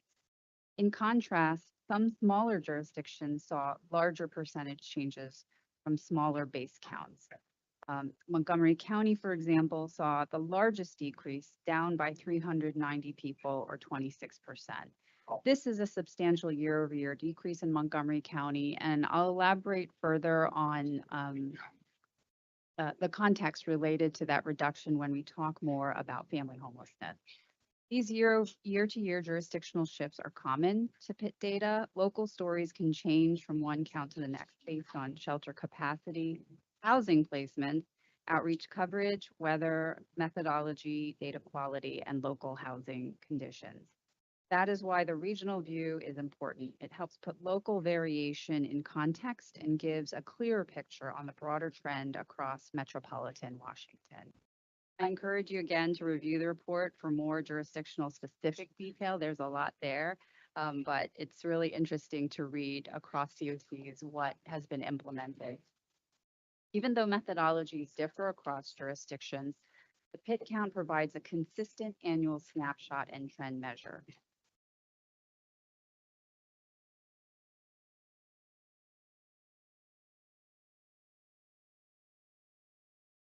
Less useful as a standalone explanation of why homelessness increased or decreased.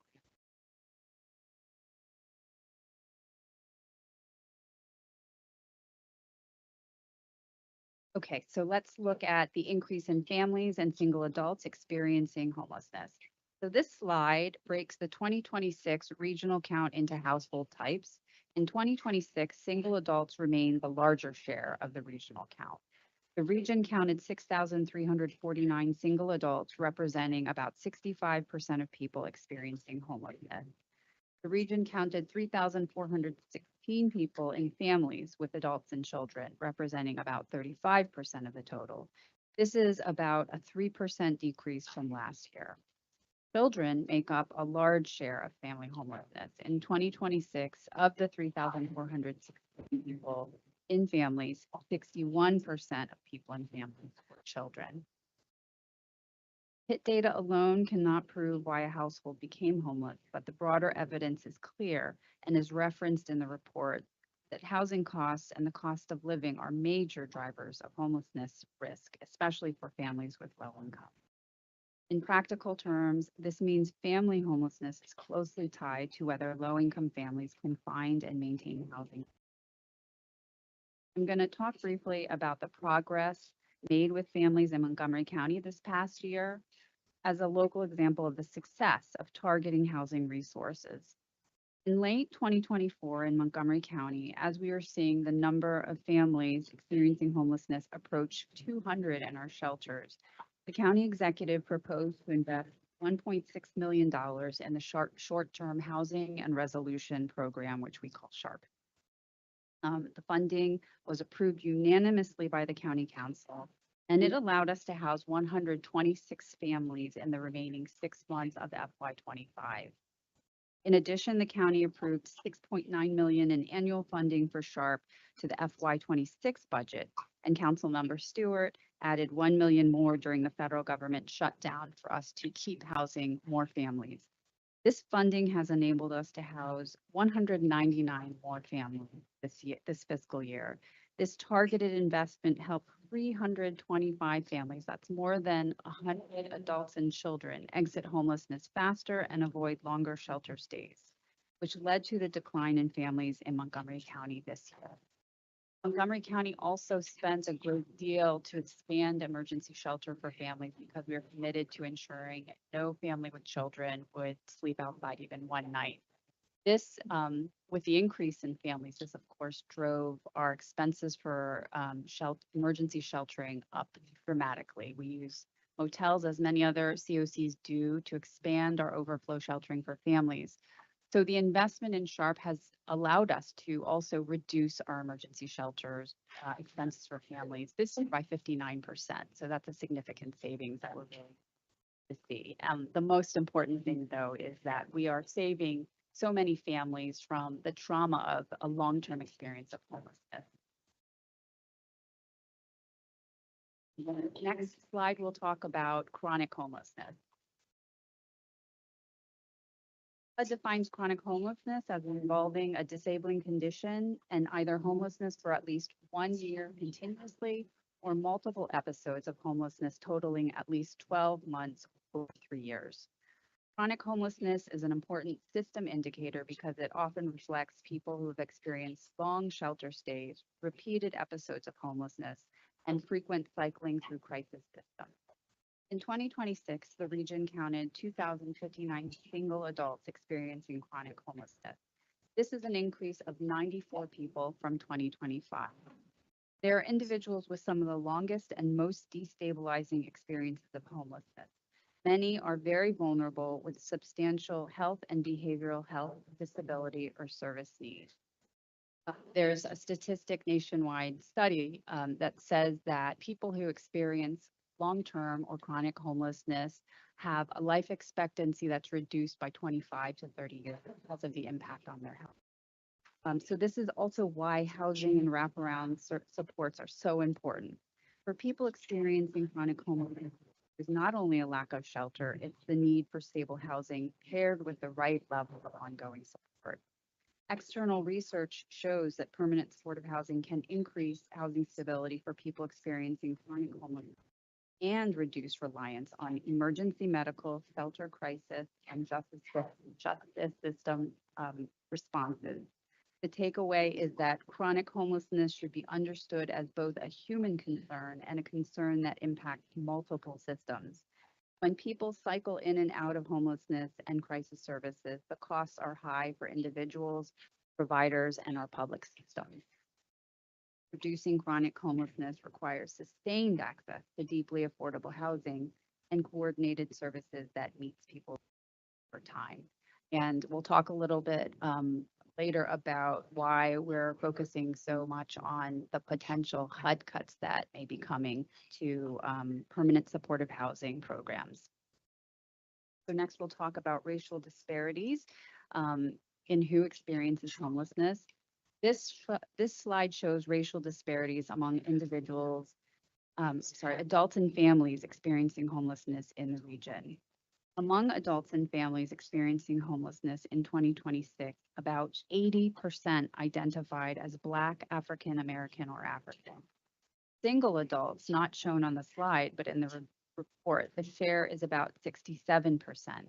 These figures are not describing personal behaviors or individual choices.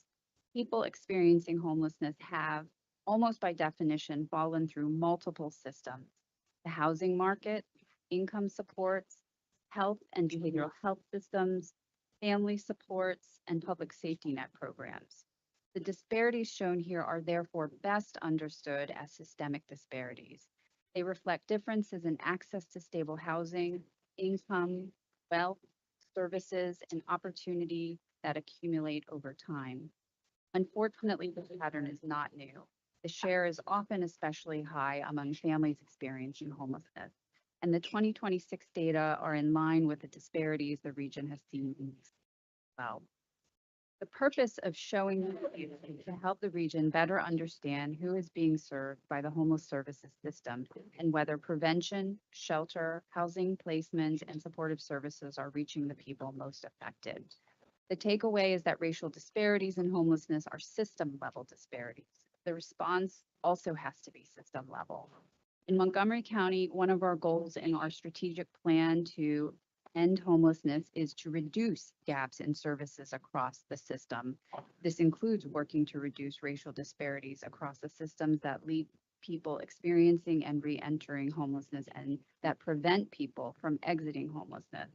So we have 3 priorities in Montgomery County, including analyzing how the system is currently working and identifying areas for improvement in access and outcomes, providing guidance to other work groups to improve access to services for all, and collaborating with our People's Committee, which is entirely comprised of those with lived experience, to codify the role of the People's Committee in reviewing our policies and regulations that are implemented in the continuum. This is because people within our system who receive services are impacted the most, and therefore they should be at the table in reviewing our policies and procedures, as well as in Montgomery County, our HUD-NOFO applications. And they also, in the past 2 years, helped us to revise our COC standards. They added 50 pages to it, and they also revised our grievance procedures so that anyone receiving services in our system would not, especially if they're staying in our emergency shelters, fear losing their shelter bed because of issuing a grievance. They should have that safe space to share what their opportunity has been about. And this is a large part of what Montgomery County has been working on to reduce racial disparity. I'm going to move quickly to veteran homelessness. I know we're limited on time. So veteran homelessness is one of the more encouraging findings in this year's PIT result. In 2026, the region counted 300 veterans experiencing homelessness. That is a decrease of 18 veterans, or about 6% from 2025. Looking back to 2019, the decline is more substantial. The region counted 411 veterans experiencing homelessness in 2016, compared with 300 in 2026. Veterans are also an important bellwether population for how homelessness response systems are functioning. There's a more targeted federal infrastructure for serving veterans, including resources such as the HUD vouchers and supportive services for veteran families, or SSVF. Because veterans have received sustained federal, regional, and local focus, progress in this area can tell us something about what is possible when resources, data, and coordination are aligned. At the same time, the point-in-time count is only one annual snapshot. You should not interpret this as a complete measure of every veteran who experiences homelessness over the course of a year. I'm going to also share a little bit about the collaboration between Montgomery County, the district, and Prince George's County in what we call the triad, which is the regional collaboration between the three jurisdictions. And the three jurisdictions have entered into a data sharing agreement that was over a number of years ago. And at this point, are now entering data into what we call the Metro DC Data Sharing Warehouse. We use this data for collaborative work happening around veterans, including cross-jurisdictional coordination and case conferencing. So when the triad started using this data about 5 months ago, and we pulled from this Metro Data Sharing Warehouse, there were about 80 veterans who had been served in more than one of the three jurisdictions. And the group started meeting monthly to do case coordination. During the meetings, the VA also joined so that they could support housing plans for the veterans. And basically what was discussed in those case coordination meetings is where those veterans were most connected and engaged. And those were among the three jurisdictions who took the lead on the housing plan for that veteran with the support of the VA. So it really drove forward that coordination work. And at the last update, only 5 veterans were on that list. So it was at 80 and then it went down to 5. So really that's an excellent example of how the coordination is so important. And I believe this can be used as a model to do the same for other subpopulations, including individual adults, families, and transition age youth. The main takeaway is that veteran homelessness has declined compared with both last year and the pre-pandemic period, and the region is continuing to build the data and coordination infrastructure needed to sustain and deepen that progress. Okay, so we'll be moving on to the final slide because we're running out of time.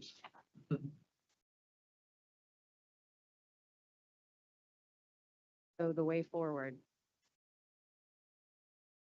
There are 3 areas of work I want to highlight in our progress forward. First, we need to continue improving data quality and visibility. The PIC count remains important, but monthly data can help the region understand changes between annual counts. That means expanding monthly de-identified data uploads, strengthening data quality, improving consistency across jurisdiction, and using shared metrics to better understand inflow, exits, shelter use, unsheltered homelessness, and housing placements. Second, we need to strengthen system performance through continued regional coordination. This includes the work of COG, Built for Zero through Community Solutions, the Homeless Services Committee, and the Regional Compact to End Homelessness.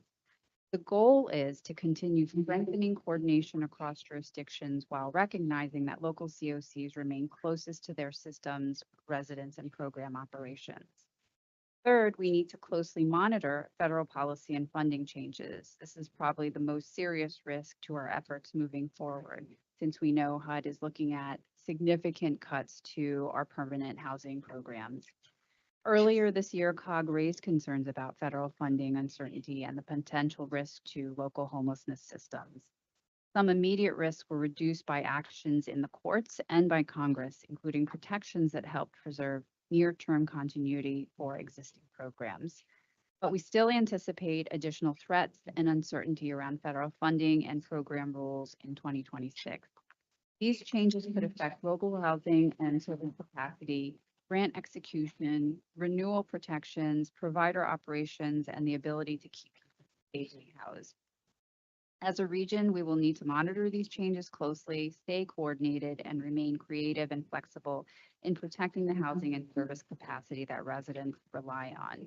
The overall direction is move from annual reporting alone toward more regular regional learning and problem solving while protecting the core housing and service infrastructure needed to make homelessness rare, brief, and not. Thank you again for the opportunity to present the results from this year's point in time and the region's broader efforts to improve the homeless services system. I'd be happy to answer any questions along with COG staff, Sam Kenny and Phil. Questions? Can I ask one quick question? Can you back to the slide that has the age breakdown? You were just about to get to it.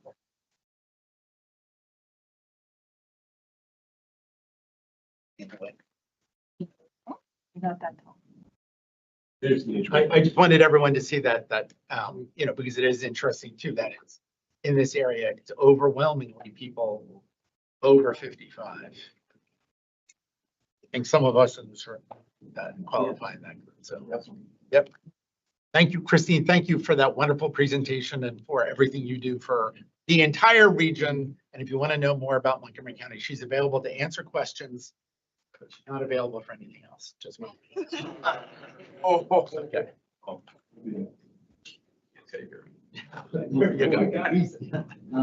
Thank you as well for all of this. The data you're sharing, this is the aggregate point in time survey. What I'm kind of getting at is when you see the trends, age, race, is there any trend that you see that's different by jurisdiction? Or do these numbers hold up whether I'm talking about Fairfax or DC or Montgomery County? Yeah, so the jurisdictional narrative suggests that increases should be considered within local context, because each jurisdiction has a slightly different methodology in the way they conduct the count. So for example, in Loudoun County, there is an increase reflected as a result of they've improved community engagement as well as their outreach efforts, and they expanded partnerships and were able to better identify where people were staying outside.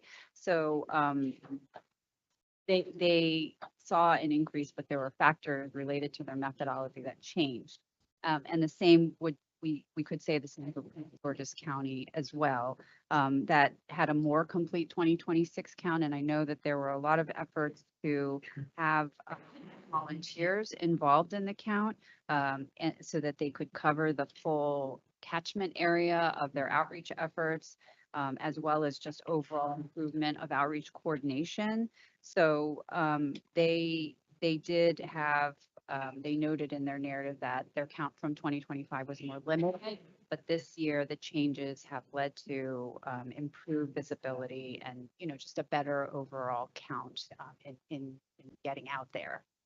Yeah, I appreciate that on the count. I guess what I'm kind of curious, is there any reason we would believe demographics that you shared, age, veteran status, race, they would be different or distinct by jurisdiction?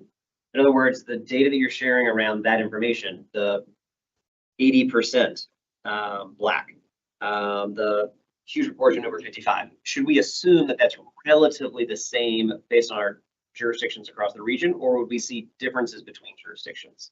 Can you show us that? Thank you for the question. So primarily in the report, we present a jurisdictional picture. And so I think the main takeaway is the disparity in the number of people who identify as African American compared to those who are living in the jurisdiction exists across jurisdictions. And there's inter-jurisdictional variability. What we see in DC is not the same as what is seen in Montgomery County, is not the same as what is seen in Loudoun County. So there is variability. And I think one of the key takeaways is that there is a stark disparity wherever you look. So we're happy to work with you to understand sort of more specific or more granular data, but just what we saw today was at the regional level. Okay, thank you very much. Mr. Wolf. Thank you.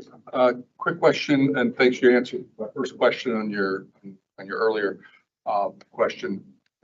Is there any indication that there's venue shopping? That is to say, when we see people moving from one jurisdiction to another jurisdiction because there are more services available, because perhaps there's a shortage, a greater shortage in one jurisdiction for support services than another, or do we see that the community stays pretty much in the same area where they last found themselves housed?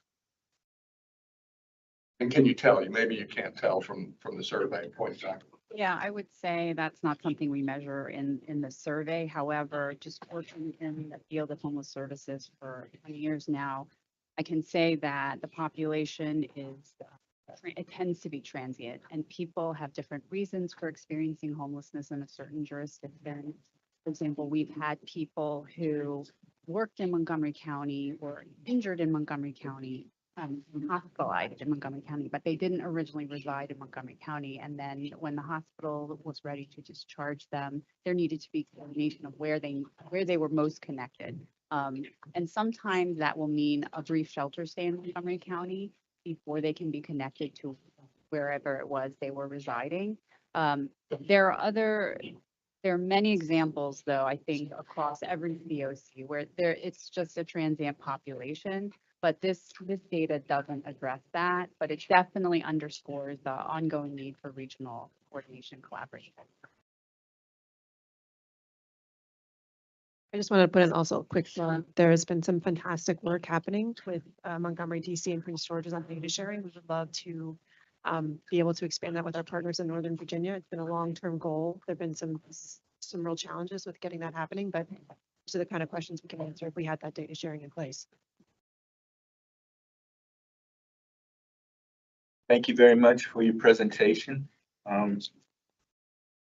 Are there any additional items that anyone on the floor would like to present for today's agenda?